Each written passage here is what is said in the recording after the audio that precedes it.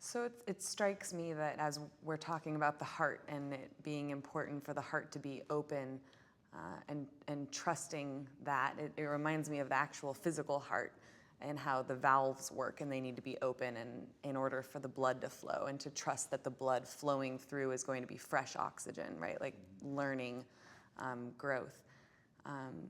So I'm wondering then, we have this beautiful metaphor, and we've talked a lot about this sort of from a philosophical, theoretical point of view, but I'm wondering, what does it actually look like in practice if a couple were to be very open and very aware? Judy, what does that look like? Did we ever have an experience of that? I hope so, in all these years.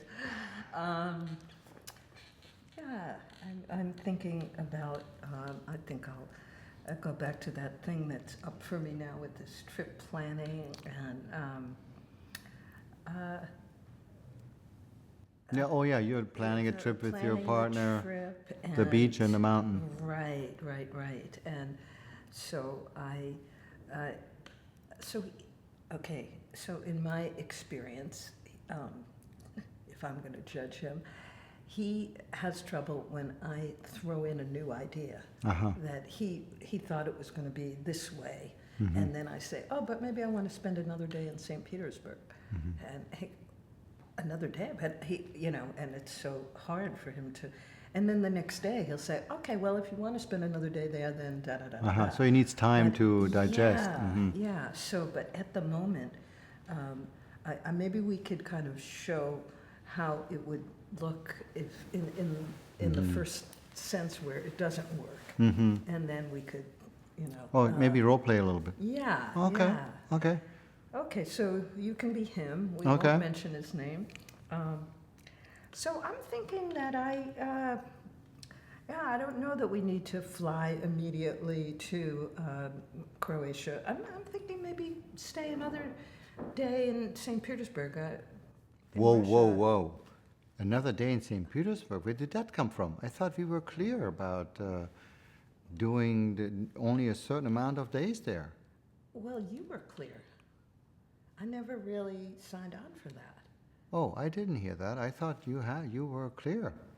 No, I mean, I think that's what happens. You assumed that I was, because that's what you were thinking, but you never really checked it out with me. Check it out with you? You said that you only wanted to stay one day in St. Petersburg. No, but I'm going to be teaching, and I want some time to explore myself. Wow, this is just throwing the whole schedule overboard now. I just really had put it all in place, and I was really imagining the whole trip, and now you're throwing the big wild card in there. Okay, so that's how it can go, very easily, right? So then let's just imagine that we've just taken our enlightenment pills for the day. Okay. And see if we can do better. Okay. So who is more enlightened, you and I stay the same? Or have both of us taken the pill? Well, we both took the pill. Okay, we both took the enlightenment pill. Okay, yes. All right. Wish there were, where can you get those pills, boy? Yeah, that would be good. Okay, so I've been thinking about our conversation, and you had that idea that we had already made that decision, and I hadn't signed on to it. That was my experience. But I've been thinking, imagine what it would be like in your shoes, that you had that idea, and now I'm throwing a monkey wrench into the whole thing. Oh. Well, thank you first for acknowledging that was not easy. Because once I get used to a certain structure, that just, the moment then that gets changed, it takes me a while to adjust. So I do know that. Oh, I do know that. Thank you. And that's what I was thinking about, that it's just, I have my quirks, and you're fast. You are just such a creative bundle, and I like that about you too. You're just, God, it's never a dull moment with you. It's just beautiful. And but it feels good when you can also appreciate my slowness. I guess that's what you're doing. Yeah, Yeah, I mean, I think in order to do that, I have to really get outside myself and just in my imagination put myself in your mind and think, Yeah. why? So first I'm thinking, why is he so rigid? Why is he so defensive? And then, Right. but you're not always rigid and defensive. So what am I doing to make you that way? So I spring things. Oh, Yeah. let's do this. Oh, Right. let's do that. And then you're like, you get a little, anxious, and then I go, what do you have to be anxious about? And then I say to myself, what am I doing with such an anxious person? God, can't I just have somebody who's blah, blah, blah, who could just go with the flow and have the valves open? And then I think, well, I can be rigid myself. Well, I also remember that you really appreciated my being very rigid in the way. Remember, we were looking for a restaurant one time. You had all kinds of ideas of other restaurants because we couldn't find it. And I said, no, we're going to find that restaurant. And then we did, and we had a really good time. Remember? Yeah. So that was just really an example of where my wanting to just stick with something we had agreed upon was really beneficial. You're right. You're right. So, and there's a lot that you contribute that I'm not so good at, the train schedules and the ferry schedules and all of that stuff. And I Right. know you really take a bigger look, but for me, I get excited, and Right. it doesn't mean that it has to be that way. I'm I just get it. kind of like, I'm in the brainstorming mode. I'm Got like, it. oh, maybe we'll do this, maybe we'll do that. Good. And I know you get anxious about that. I get triggered, but I mean, now when you say it, I think it would be my work to be more able to recognize that that is your nature a little bit, that you just love to be creative and spontaneous, and then when I can just take a deep breath and think, there goes Judy, she's gonna just go into her big world and everything is possible, and I like that about her actually. So let me not get triggered, because I know she just needs to do that. That feels really good to hear. Oh, Because when I get excited and you kind of cut it short like Right. that, I feel like you don't trust me. Like you think I'm going to be this crazy person who says, "Oh, let's stay in St. Petersburg for 10 weeks." Right. And I'm not like. I mean, I have a rational, practical side too. And Oh, I when know, you I know. do that, I just think, oh, he You just c- I thinks cut you off. I'm just all. Who knows if I don't stop her now? Where's she going to wind up? And see, and then when you suddenly spring something on me, then I think she doesn't respect that all my very meticulous planning I did. I already looked at all the bus schedule and train schedule and flight schedule, and I spent a lot of time organizing it all, and there she goes and throws a monkey wrench in there, and then I don't feel appreciated for having spent all that time methodologically organizing everything. So, I get it. I really get it. Good. And you're good at that. And in some of our other trips, you've done that, and I've been too busy to even notice. And now this trip is really important to me, and I feel like I'm just going to find the time to notice so Right. that I can really do it. But I do. I mean, I really do appreciate it, and I can understand how you could feel like I could care less. I just want my ideas. And, Right.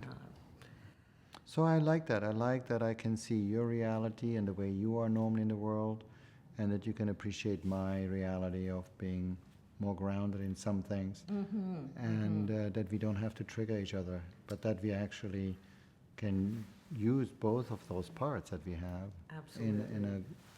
as something that gives us strength together, you know? Right, because I wouldn't be taking this trip without you. I'd be Appreciate that. freaked out to do Oh. all these things myself and figure out and drive and this and that. I mean, That felt good when you said that you didn't want to do that on your own.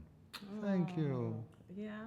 Yeah. I know sometimes you feel like, what do I need you for if I think I can do it all? Right, you're so independent and Yeah, but I'd be lost. I went abroad once when I was about 20 by myself, and I said, I'm never doing that one again. Oh. I just Thank you for acknowledging that. Yeah, my sense of direction and time and this and that, I'm just really not so good at those things. Yeah. So Thank you. And I love your spontaneity whenever we travel. I love that you just suddenly, let's just go stop by here and stop by there. And many of the experiences I would have never had if you hadn't been just so adventurous in the way that you explore places and cities and countries and everything. So thank you for that. so nice to hear. Good. Yeah, because sometimes I just think that you feel like, oh, God, does she have to stop in every store? Does she have to look at every possibility? And I'm sure you do feel that way sometimes. And I can get carried away. Yeah. Sometimes when I go into every store and you say, have you noticed every one of those stores have the same things in it? And I have to say, oh, maybe you're right, you know. But I think I have to see it all, otherwise I'm not going to feel complete. Good. So this is good. I love it when we can talk this way. Appreciate that. Good. Yeah, Thank and you. you know, we're going to have those other times too, the hard ones, because we're wired the way we're wired, and we were wired that way before we ever met each other, so it's not just going to disappear, but it just feels so good to be understood and appreciated. Good. Yeah. Thank you. Thank you. Good. So what are the differences between the not so good and the good? We were more her against me and me against her, right? Polarized. You know, maybe what we could do is say what goes on for each of us when we do get into that stuck place. Yeah. Right? So, I know for me, I get into this fearful place that I'm not going to get my needs met. It's all going to be stripped away. You're going to bully your way through, and that this very young part of me isn't going to get heard. And so it's like fighting for survival of that voice. You know, like, you're bad, you're trying to stop me. You're messing up my plan. And then I stop seeing all the good things about you, and I just think, why can't I be with somebody who's less rigid? And so I think I'll change the furniture, you know, in my life, and that'll make it better. It's very narrow. It's all, you know, and I don't want to say it's selfish, but it's young. It's young, and that little girl who was maybe bullied or her voice wasn't heard, or people rode over. I was the youngest. I don't know. You were only. I was the oldest, yeah. Yeah, but I think that must have happened a lot, because I'm very sensitive, and then I can be so like, no, it has to be my way, because I think I have to do that. Otherwise, she's just going to be rolled over. Right. So for you, in some ways, it would be important to not be reactive necessarily, but to recognize, I'm not going to get bullied over or bowled over, but let me kindly and firmly stand my ground. Yeah. Or Yeah. see or express even that I always used to be bullied over, and I would like to not have that happen here, and change the pattern. So it's not reactive, you're right back to when you were 5 years old, but rather you're now knowing that you have a different opportunity to work differently. Right. And, right. and I can be sensitive to that. Yeah. So what goes on for you when I pull that one out of a hat and you're not expecting it? Well, I feel that I feel discounted, because I feel like it was unpredictable when I grew up, and there we go again, something's unpredictable. I have just tried to make some order, and there is my family again that doesn't value it and is right there in my face, changing the plan around.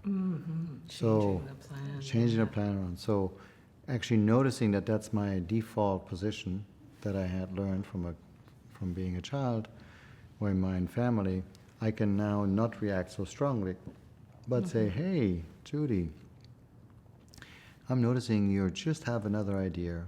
I love your ideas. And let's make sure that it actually fits within the plan as well. because we do need a plan.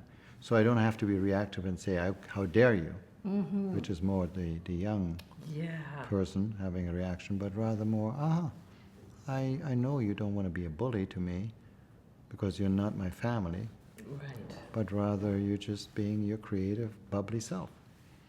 So, the more we do that, the more we meet each other, and you can hear me and I can hear you, the more that we can repair all those past injuries. And sometimes it's good to have a little space in between, because once our nervous systems get that way and they're all keyed up like that, it's good to, it's hard to expect we're just going to switch immediately. Exactly. But just if one of us can start to realize that, okay, cooperation or whatever, or let's just take a breath, or even let's talk about this tomorrow because it's too charged right now.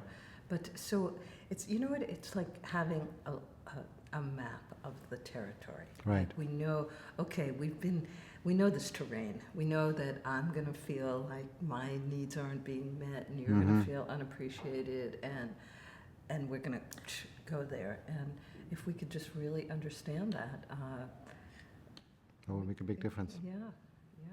Good. Maybe we could do it without the enlightenment pills. Wow, that'd be good without the meds.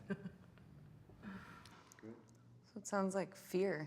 A lot of fear is really at the core of our reactiveness to the other. It's kind of a fear of the other, actually. It sounds like that's a lot of what I'm hearing, fearing the other, or projecting onto the other almost, even though it's someone that you love or in close relationship with.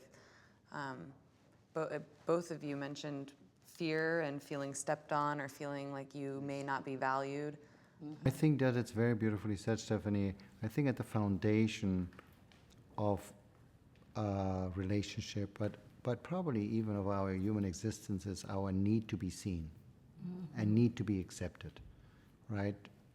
Being seen for all we are, no matter how silly or different we might be, but to be seen and not have somebody step on who you are in some ways. So that's the fear, I think, the fear that you won't accept me and you will not see me.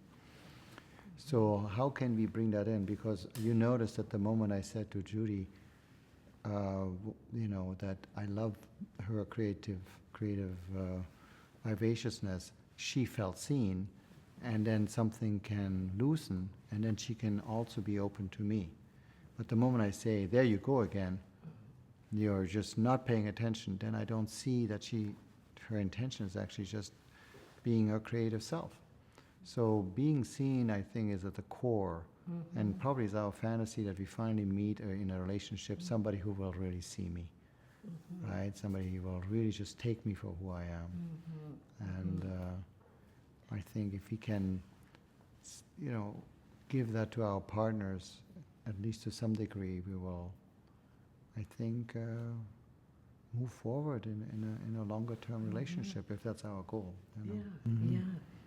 Yeah. I also was thinking about, earlier we were talking about tone of voice and just all kinds of nonverbals. So I think just when your voice was soft, and you said, I see. oh, I love your creativity, and I really, as opposed to, oh, there, like you said, there you go again, screwing up the works. And it's, I think everybody, but I know myself for sure, I just cringe at that hardness. That, Yes. It just feels like no matter what you're saying, if you're going to be, I'll just defend. And so I think it's really important for me to hear things in a softer tone, because it feels like you care. That's right. I appreciate it. Yeah, that's good. So tonality is just as important as the content of the words. Yeah, absolutely. Even more so. Even more and so. also just, body language. If I'm talking and saying it's important, and you're like over there looking at the computer or something else, I feel like. If I say, well, you're not even listening. Oh, I'm listening. I could do two things at once. Yeah. People are not present. You need to be present. I want to be able to have to feel that you're with me when we're talking about this thing. That's Beautiful. important. Good. So maybe we can model this a little bit. So for example, Judy, openness would be, I would come from a place of curiosity, right? So when you were saying you also want to go to St. Petersburg suddenly, even though we had talked about only doing a day, and you suddenly want to do 2 or 3, what was going on in your mind, right? What was happening there? What were you thinking? So this would be a place of openness, of I want to know more, versus constriction, which would be, I can't believe you said you want to do more than 1 day, right? What is that? And so I'm shutting down. So I'm not exploring more what's behind what just occurred, but I'm just shutting down. So this is constriction. I polarize, I get upset, I get irritated, and I retreat. Versus I'm open to what was going on with you. Well, when you just said, what was in your mind, it sounded a little judgmental. Yeah. What was in your mind, anyway? That's right, Yeah, exactly. so we want it to be more of like a real open kind of thing. Oh, what was in your mind? Do you think? Right. So more open would be, what was going on for you at that moment? Yeah, what made you decide that you wanted, just, that's what would be lovely, just what made you change your mind? Or what Right. made you add this in without any thing that it was wrong? I mean, Right. that's unlikely somebody would do that because they have their ideas about what they want to, But I think you're making a good point that openness is there when we are as non-judgmental as we can be and as open to an answer, versus we are fearful of what might be behind it, that it was against us, rather than just being about you. I remember one time a therapist telling me, don't ever think that you are so important that anybody would do anything because of you. Right? The idea is that you're just living yourself, and if I have a reaction, it's about myself, as we said earlier, rather than about you. Don't think that you're that important that I would have a reaction because of you. I am having a reaction because of something within me, not because of you. right.